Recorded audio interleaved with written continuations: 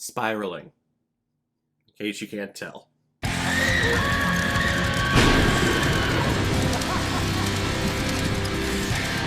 Spiral, released in September of 2020, and is directed by Curtis David Harder, who has directed such films like Cody Fitz and In Control. And this film is starring Jeffrey Bowyer-CHAPMAN, Ari Cohen, Jennifer Laporte, Chandra West, and Lachlan Monroe. And this was a screener that I received through gingernutsofhorror.com, which is a great website where you can go to view a bunch of reviews and notes on everything that is horror-related, books, films, TVs, video games, everything. And this also came from the SHUDDER film studio. Malik and Aaron moved to a small town in search of a better environment for them and their 16-year-old daughter. But nothing is as it seems, as something sinister lies behind the picturesque homes and welcoming faces of their new neighbors. At the core, it is a home invasion film, which works perfectly for the Halloween theme that I'm going for this entire month. And this movie just reinforces my idea of, don't talk to your neighbors.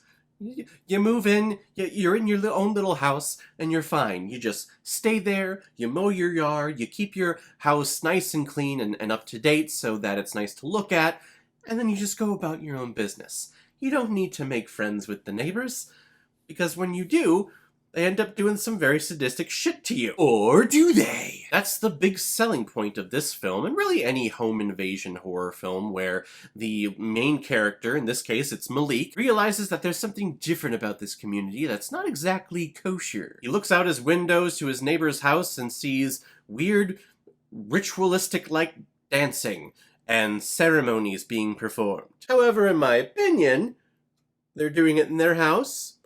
It's their place, it's their safe place. What are you doing peeping through their window? Our protagonist, the hero of our story, is not the most reliable narrator, especially when it comes to the history that he's gone through. That history, of course, is the big selling point behind this film, because Malik and Aaron, they are an openly gay couple moving out to the outskirts in this small conservative town. And it also takes place in the 1990s, which is very important to have a lens, a scope to be looking through when you're watching this film. I remember growing up in the 90s in a very conservative household, and I remember hearing news reports on the TV and mom and dad arguing with each other. Not really arguing, but like yelling in agreement. I don't know, it's something that they did, but whenever they were talking about a homosexual situation, I particularly remember the Boy Scout situation where there was a troop leader who was openly gay, and the Boy Scouts of America said, well, we can't have you go out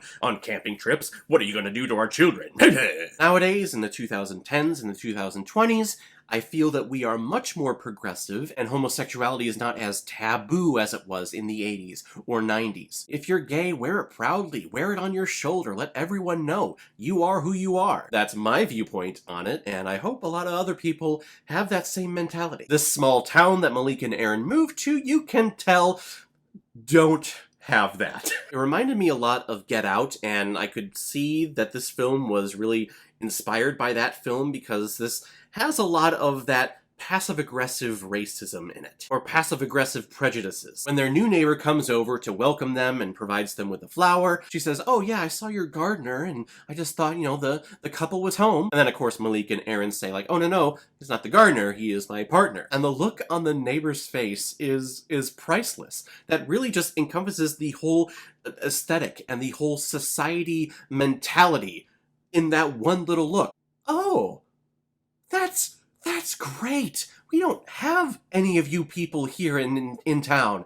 That's great. When you can see right through her eyes that she's really thinking, ew, gross, get away from me. Are you gonna give me the AIDS? Small-minded people. And I will commend this film for showcasing an openly gay couple as the main characters of this story. And they don't showcase it as something that's taboo. It's just something. We've seen openly gay characters in horror films before, but it's always been played as almost like a comedy character or something that was to be frowned upon. Here, no, this is just a normal couple that have a daughter, actually. And Malik's main purpose, or at least his job, is he is writing a what is he writing? I don't know. They never really explain what he is writing in this film. I think he's writing either a memoir or some type of like political piece when it comes to homosexuality in the world and combating different conservative politicians that are saying, well, it's just not normal, and there's a strict household, a traditional household dynamic that we need to maintain in this country. God, it just brought me back to the 90s and growing up and the household that I grew up in. Let me just say, I am so glad I broke away from that. And my parents have definitely grown as people too, but they're still definitely very conservative. Now, with all this being said, and how great it is to see homosexuality played as a norm in a horror film, this film itself kind of just relies on that aspect. And the actual horror and the actual meat of this story is very timid, almost non-existent. Forget that it's a horror film. Throughout, we see these flashbacks of Malik when he was a teenager making out with a boyfriend in the back of his car, and that boyfriend being taken out of the car and beaten to death, what it looked like. Apparently he wasn't, though, and it sounds like he is actually his therapist now. But you see all the depression and anxiety building up in Malik over time, being out here in this strange, unknown city with unknown neighbors that are definitely very conservative. You can tell that he is scared, and when his medication is not working, we see a lot of weird flashbacks and a lot of weird happenstances. He'll be following a character into one room, and then all of a sudden they will show up and they're all the way over to his left, and you're like, whoa, where did that happen? That was a kind of a cool horror element, but then you realize, like, no, this is just happening in his head, and he's just having a psychotic breakdown. It's not really horror, and that's not really what I really signed up for. And also, this film's selling point is to showcase homosexuality in a conservative society like this, and the fears that are experienced on both sides. But the writer is very timid in showing those prejudices and showing those fears on screen. When Malik comes home from a run, he goes into his living room and he sees a homosexual slur written on his wall, or at least spray painted on it. But you don't see the whole word. You get a sense of what the word is, but the way that the camera pans back, they only show Malik in the middle of the word, so you only see the F and the T, and then your mind kind of can put in the rest of the letters. And to me, that just feels very childish. It feels very timid. If you're making a film that wants to showcase prejudice towards homosexuality, let's see the prejudice towards homosexuality. Let's not shy away from it. Then he's on the phone with his therapist and he's about to say the word, and before he can actually say it, the therapist goes, no, don't even say that. I can't even hear the word. I'm not condoning saying the word at all. I know that there's some people that are going to watch this going like, well, he just wants us to say the word over and over again. I'm not saying that at all. I'm just saying that if you are wanting to showcase prejudice towards homosexuality, let's actually see that and not shy away from it. It's almost like the writer was afraid of the word or offended by the word and never wants to hear it said, which, of course, it's a terrible word to say. You should never say it out loud, but if it's in a story, and if it makes sense for the story, let's say the word. Let's be adults here. I think the film was just focusing more on the political and social messages of homosexuality as opposed to delivering a solid thriller and a solid story that makes sense, that is consistent,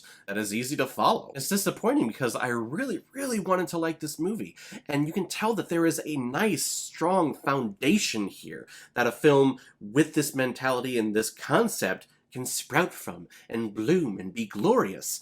But it's not this movie. A conservative society that preys on the fears of a culture, that is a great story to tell.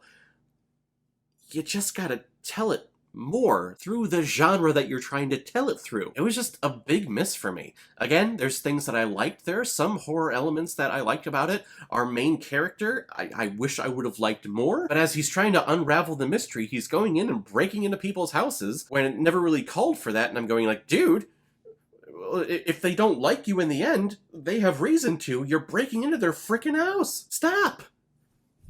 Stop that! To me, it was just a big disappointment, and I wish I would have liked it more. I'm gonna give Spiral 2 out of 5 Blu-rays.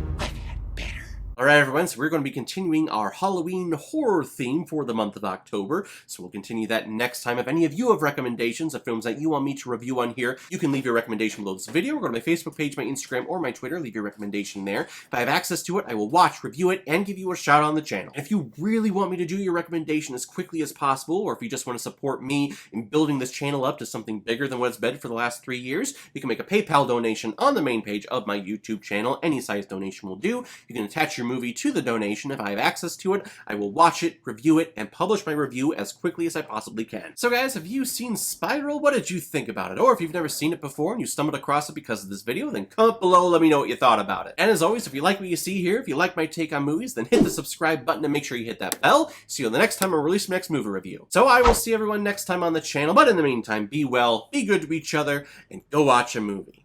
Take care, guys.